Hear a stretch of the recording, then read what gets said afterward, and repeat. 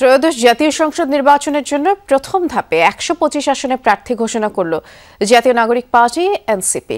সকালে রাজধানীর বাংলা মোটরে দলটির অস্থায়ী কার্যালয়ে এই সংবাদ সম্মেলন হয়।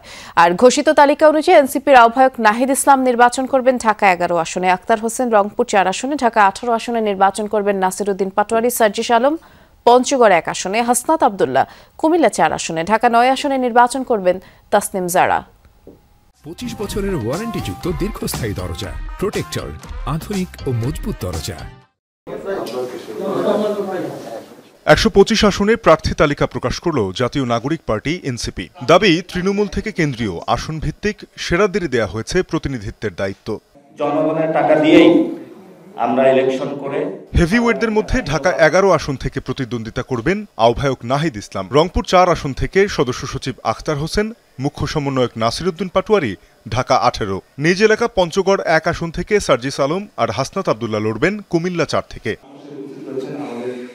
তালিকা ঘোষণার সময় জনগণের পক্ষে এবং নতুন রাষ্ট্র কাঠামোকে যারা চ্যালেঞ্জ করতে পারে তাদের শাপলাকলিতে ভোট দেওয়ার আহ্বান জানান দলের সদস্য সচিব নাসিরউদ্দিন পাটোয়ারি। বলেন, দ্বিতীয় ধাপে বিএনপি জামায়াতের বিদ্রোহী তবে সংস্কারের পক্ষে আছেন এমন প্রার্থীদের তালিকা প্রকাশ করা হবে।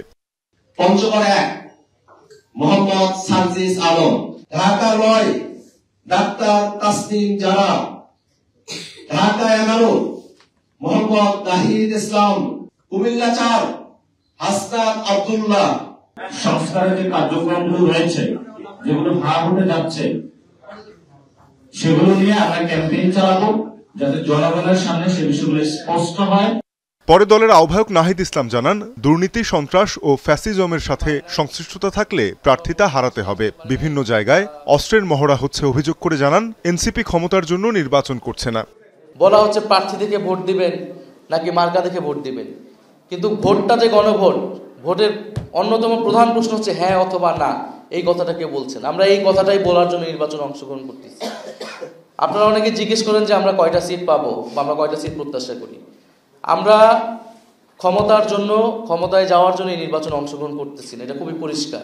নির্বাচনী পরিবেশ পুরোপুরি সন্তোষজনক না হলেও দলগুলোকে দায়িত্বশীল আচরণের আহ্বান জানান নাহিদ ইসলাম। বাকি আসনগুলোয় ধাপে ধাপে মনোনয়ন দেয়া হবে জানান তিনি।